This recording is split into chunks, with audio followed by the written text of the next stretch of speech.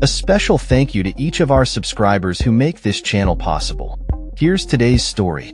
In a significant development in the ongoing conflict in Gaza, Israeli forces have reportedly killed Yahya Sinwar, the leader of Hamas and the mastermind behind the October 7th attack that resulted in the deaths of nearly 1,200 Israelis.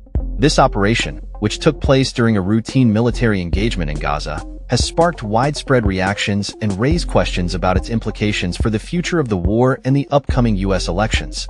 Israeli Prime Minister Benjamin Netanyahu confirmed Sinwar's death, framing it as a critical achievement in Israel's military objectives against Hamas. Netanyahu stated that the mission to eliminate Hamas leadership remains paramount, and while Sinwar's death is a significant milestone, he emphasized that the conflict is far from over. The Israeli military's operation, which led to Sinwar's death, was reportedly a chance encounter rather than a planned strike, highlighting the chaotic nature of the ongoing conflict.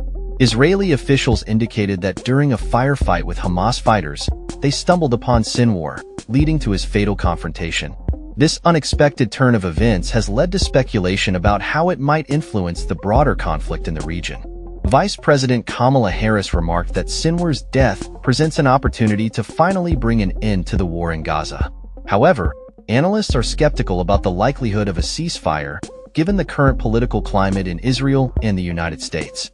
A former Biden administration official noted that while the U.S. government might view this moment as a chance to push for peace, Netanyahu's government appears disinterested in ending the conflict, especially with the upcoming elections in mind.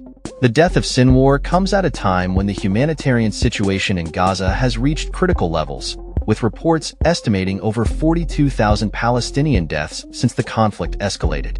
The ongoing bombardments and military actions have drawn international condemnation and raised urgent calls for a ceasefire and humanitarian aid access. As the situation in Gaza remains dire, the conflict has spilled over into neighboring regions, with Israel launching a significant military operation in Lebanon and tensions escalating with Iran following missile strikes. This regional instability complicates the prospect of peace and raises concerns about a broader confrontation in the Middle East. In the U.S., the political ramifications of Sinwar's death are already being felt as both major parties prepare for the elections. Polls indicate a tight race between candidates, with Donald Trump leading Kamala Harris in key battleground states.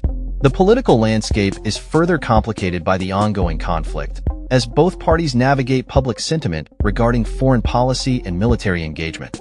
As the Biden administration considers its next steps, the question remains whether Sinwar's death will indeed serve as a catalyst for peace or if it will merely prolong the conflict. The international community watches closely, hoping for a resolution that can bring an end to the suffering of civilians caught in the crossfire. In conclusion, Yahya Sinwar's death marks a critical juncture in the Gaza conflict, with potential implications for both regional stability and U.S. politics. As leaders on both sides assess their strategies, the future of the conflict hangs in the balance, and the need for a diplomatic resolution is more pressing than ever. That's all for this story.